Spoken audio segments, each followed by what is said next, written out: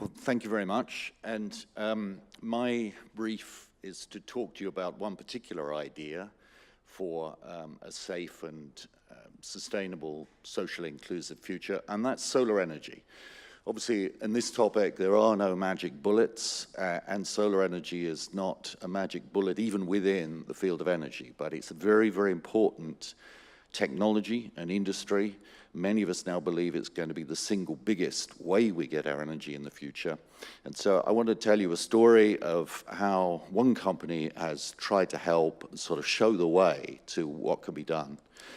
And it's a 20-year story. The company is 20 years old, and I'm going to tell the story in a sort of chronological way to illustrate the growth of what's happened both to us and to the industry, and along the way show hopefully how this technology can help within the urban environment and help with building communities from the household up. So let's start in 1999. This is the UK's first solar-powered home. I lived in it for a year. You can see that small solar roof in Richmond generated more electricity than we used with constant occupancy during the whole year, including a daughter with a nuclear-powered hairdryer. And this really makes an important point because still lots of people don't understand you don't need the sun for solar energy. You need light. It's photons that make it work. Of course, it works better in the south of Spain, but it works perfectly adequately in cloudy Britain and cloudy Germany. And then we go fast forward to today, and here are a couple of installations near to us that illustrate some of the potential. Blackfriars Bridge, which we did a few years ago, is the largest solar bridge in the world. And on the Tate Modern, you see a solar installation there. And that, of course, is deeply symbolic because that was a fossil fuel power plant. And as we go, I'll try and persuade you that solar and other renewables are already fast replacing fossil fuels and have the potential to do that completely, to get us to zero carbon future. And that's, of course, what governments have promised to do in the Paris Agreement and what we need for a safe and sustainable future. But back to the beginning again, to go chronologically, and when we started out, you know, solar was hopelessly expensive. And, you know, really, if I had a pound for every time someone had told me you're a rootless green dreamer thinking this is ever going to go anywhere, I'd be a very rich person now. We had to operate in niches, and one of those niches was working with architects, which is a wonderful, fun thing to do unless you want to make any money. And solar, of course, looks very good when it's in glass, but that's not a great way to make any profit, much less be successful. You can get a better gross margin by doing dubious things, like solar powering petrol pumps, which we did quite a bit in those old days with oil companies who wanted to go for greenwash and so forth. And even more dubious was solar powering one of the series of Big Brother. And I had a phone call memorably one day from a researcher saying, look, we love these blue panels in your adverts. Can we solar power our Big Brother house with it? And I said, well, that's great, terrific. What are you going to do with the electricity? What electricity? And that's an allegory for some of the problems that we had in the early years. But it really works, and it works for heating as well as hot water, as well as electricity. And here you see our first hybrid home, which was close to zero carbon, on a housing association in Maidenhead. And going back to the architects, you can bend the panels, so you can actually get some sort of ability to solarize around buildings. And this is a youth computer center in Lambeth, a lovely project where we were solar powering the computers. Bus stations, this was an early bus station. You may all have seen this at Vauxhall Cross, overlooked by MI6 there. And, you know, big installations as we move forward in time. This was the country and Europe's first solar-powered bank facade. Not in London, in Manchester, which we did in 2006. Now, 2006 was a really important year, because that's the year the Terror Dome, as analysts have called it, started. What you see here is the average price of installed solar in the world. against a number of indices for fossil fuels. Doesn't matter which ones, but there's one gas, one coal, one oil, and it sort of makes the obvious point. These are cheap. This is how we get cheap energy. Until now, that really rapid descent has been due to manufacturing scale up, mostly in China, and it has taken almost all energy pundits by surprise. So we've benefited from that. We've helped drive it as one of the companies, but it puts the solar industry as a whole in a wonderful place of opportunity right now. So these are solar tiles that we designed and manufactured in the UK, assembled in Wales on a lovely building in Euston, and again, city-sized skyscrapes, Bishopsgate in London. Early on, we understood the overlap with electric vehicles, and in fact, in 2008, we co-marketed with Tesla. We shared a common investor from Silicon Valley. So when Tesla was making its impossibly expensive Roadster, we were making impossibly expensive solar tiles with which to nominally power the car. I don't think anyone actually went for that offering, but that was, you know, a sign in 2008 of what was coming. We were working with one of the big utilities to do this. This is SSE, who became an investor around this time. And here you see housing for low-income workers. More than 100% of the electricity supplied by solar photovoltaic roof tiles, ours, and solar thermal, providing the hot water, plenty of electricity left over for the community electric vehicle to charge that. And the wires don't go two ways at that time, but they will do in the future as cars become mini power plants, electric vehicles become mini power plants. The railways, relatively easy to renewably power the railway system, and we started in 2009 solarizing stations for Network Rail. And in 2010, the then Labour government finally smelt the coffee on this. For 10 years, there had been a market enablement program in Germany, more than 10 years, and they copied it in 2010, so-called feed-in tariff, a small subsidy. All forms of energy get subsidies, a small subsidy to encourage the development of the market in the UK, and it did for a while. This is the EcoBuild trade show. That year, lots of interest engendered in solar by the feed-in tariffs. But then there was a change of government, and the coalition government were not so favorably disposed to solar. So what they want is nuclear and shale gas. So they cut the feed-in tariff, anguish in the industry, thousands of job losses. We actually took the government to court over this because they did it so precipitately. It was a threat to business, and we won in the High Court. They took us then to the Court of Appeal, and we won again in the Court of Appeal.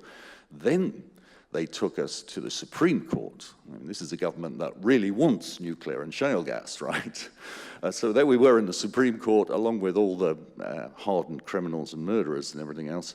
But fortunately, the Supreme Court threw the case out. But suffice it to say, none of us expect to get any knighthoods from the government. So the cost down continued, and this is where we are today with solar photovoltaics. It's an incredible place to be. We're more than competitive with fossil fuels in many countries, and by 2020, you know, we will be in almost all.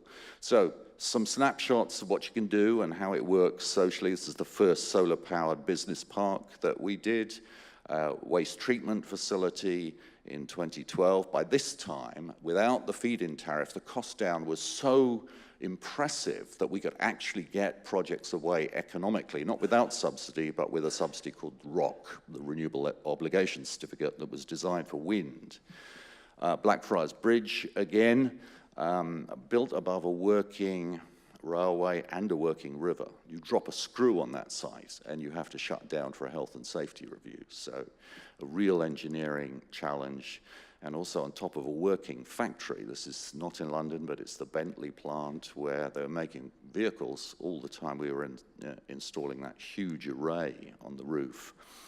And you can make this technology close to invisible from the ground. You see here the way this installation built in a very quick period of time. That's another thing about it. You think of the nuclear power plant at Hinkley Point. That's taken years already. And in fact, they're never going to build it, but it's taken years and years. We can get these big things up, tucked in behind hedges, not a visual eyesore, in a matter of weeks. So at this point, building these solar farms, we were doing really pretty well. In those years, 2012 to 2015, we were the company with the 5th fastest growing profits in the entire country. And you might say, crikey, well, that doesn't tell us very much about the British economy, and you might be right, but that was what was happening. And this is what was happening to the global market through to 2015. It doubled 8 times from 2000 as that price continued to come down, and our growth kind of mirrored that. We were actually growing a little bit faster in terms of installed capacity. But, this government is nothing if not dogged. And so in December 2015, they decided they were going to cut what small subsidies there were again by huge amounts. And you may remember the rhetoric of the time, Mr. Cameron having gone from the greenest government ever, wanting to get rid of the green crap. That's us, folks. And so this really was a big problem. And once again, we had the second phase where an embryonic industry was just set back so that thousands of people lost their jobs. It's just incredible, really, especially for a government that just days before had adopted the Paris Agreement along with everyone else. And that was the effect.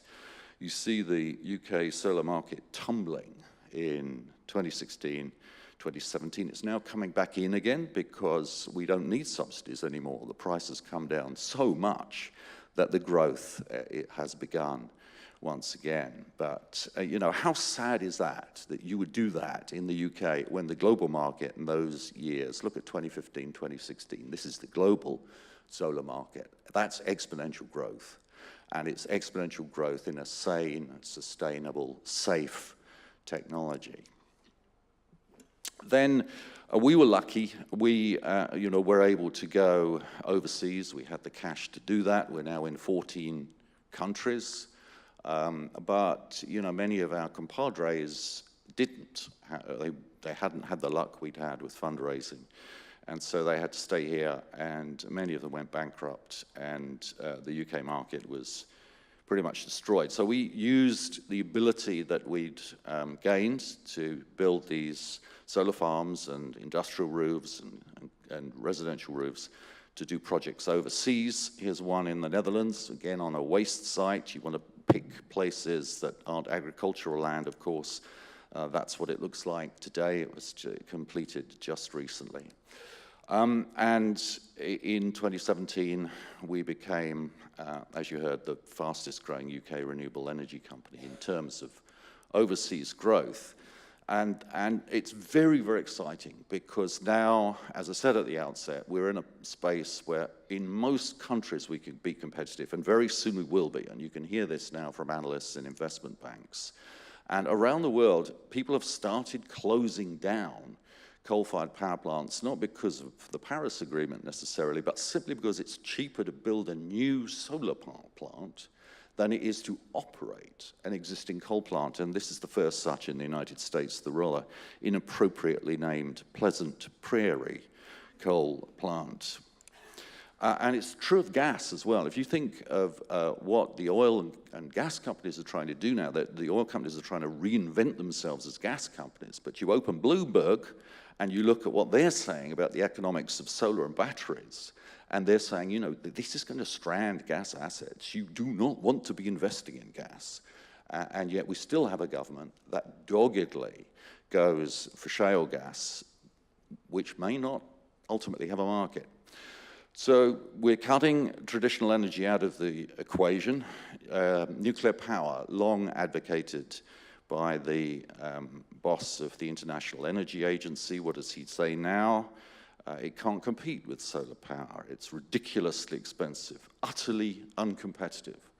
And yet our government flogs Hinkley Point C and actually wants to build more nuclear reactors. Prices of batteries are coming down as well. It's not quite as fast as solar PV, but in Tesla's case, their battery pack today is competitive with the internal combustion engine equivalent, and that's looking very exciting. So you can imagine, big players are being attracted into this market. This is IKEA announcing in March 2016 that it wants to be the #1 global residential solar retailer. And then in April, appointing us to work for them behind their brand to deliver as a white label their service. So if you go to IKEA, go on their website, measure up your roof for a solar array, it's Solar Century who do that behind the IKEA brand. And in August 2017, we introduced batteries to the equation, and you can get a solar system and a battery for your home through IKEA. And that can reduce your electricity bills by up to 70%. Of course, the capital cost is still an issue, but that's not money wasted. It's an asset when you've bought this solar roof and the batteries. And the day before we announced that deal with IKEA, British Gas felt the need to put up their prices by 12.5%. So this is how we're competing with big energy, and of course I think they're going to have to change fast or die. The car companies are getting involved in this big time as well, so we're very fortunate to be behind the brand with Nissan. You can buy a battery and a solar system from Nissan, and of course that then plugs into your electric vehicle, hopefully, and we do all that for them. And many of you here, I'm sure, work in digitalization, and this has barely started in the energy industry, but it's going to add massive layers of excitement, cost competitiveness to all this going forward. Another thing to be hugely excited about. So analysts are saying, you know, we don't need subsidies anymore, unlike nuclear, which needs billions of pounds worth of them, and fracking, which needs you know, thousands of pounds in bribes per household to encourage people to allow the oil industry to frack under their homes. We're not going to need it from 2019 onwards, and it's going to be a very exciting place. And advisors to the government are getting this. This is their national infrastructure assessment, an advisory body set up by the government who turned around to them in July and said, you know what, you want to get rid of this nuclear stuff and take the golden opportunity that's being offered with wind and solar. And the bewildering thing is, you know, it's so popular. This is a poll done, a huge poll done in 13 countries by Ørsted, and 82% of people in those countries, you see there in blue, think that it's important to create a world fully powered by renewable energy, not, you know, partly, a token margin, fully powered by renewable energy. And Ørsted, just in passing, if an oil company tells you, you know, we can't do this stuff, we're oil men and women, that's what we do. No, Ørsted used to be Dong, Danish oil and national gas, and now it's almost 100% renewable. So they are a company that have made the transition.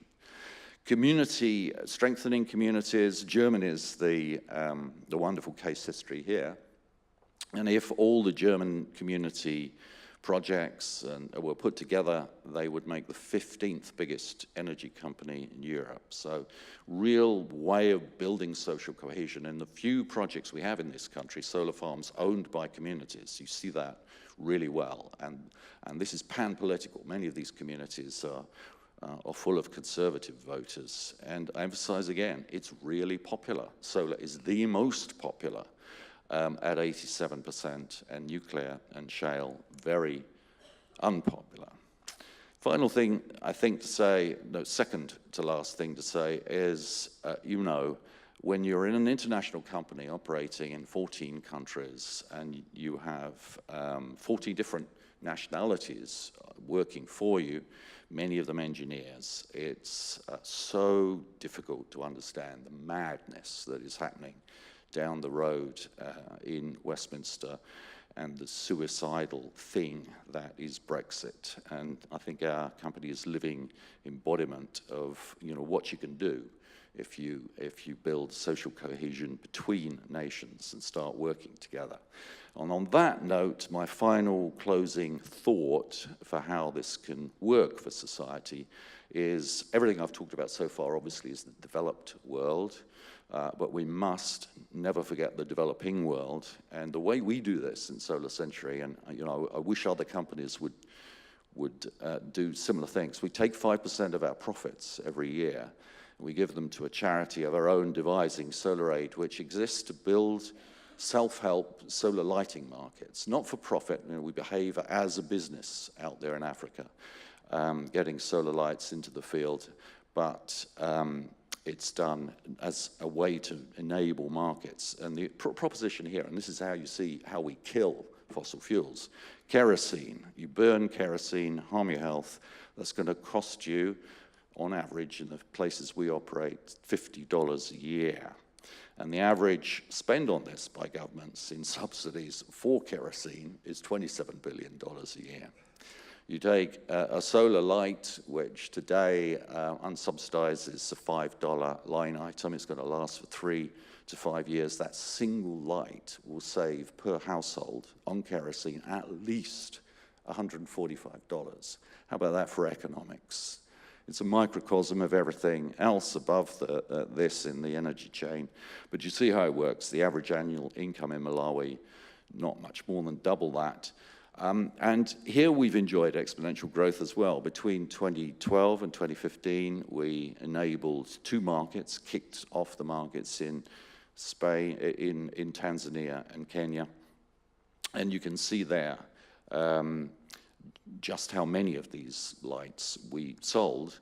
As of 2016, it was 1.9. We're now edging up towards 2 million. And of course, you follow up in the field and measure all the impacts on people in terms of a safe and sustainable future. And just to pick a couple out there, the total that we had saved with 1 million light sales was over £250 million saved for the poorest of the poor families. And the one that would have terrified me as an adolescent schoolboy, just the thought of it, 1.9 billion extra study hours for the children. But, anyone who knows about development knows how important that is, especially in the education of girls. And what you get when you do something like this is you can generate a culture that's very good for you business-wise. So we've got lots of buy-in from the staff at Solar Century for the charity. Here you see Solar Century staff about to go off for a half marathon in their Solar Aid t-shirts, raising money for that. That's what they look like after the end of it. And the final thought is, when you get a culture like that, you get other neat stuff happening. So we have 6 so far intercompany marriages along the way. This is the 6th one. So that if, God forbid, we ever do hit a rock and go bankrupt, like so many of our compadres have in the 20-year history of the solar industry, at least we'll be able to say we succeeded as a dating agency. So you can read more about all this on my website, Future Today. There you see the link. And if you're interested in more detail on the company and its history, there's a much longer slideshow than this one, which I've now finished. And thank you very much for listening to me.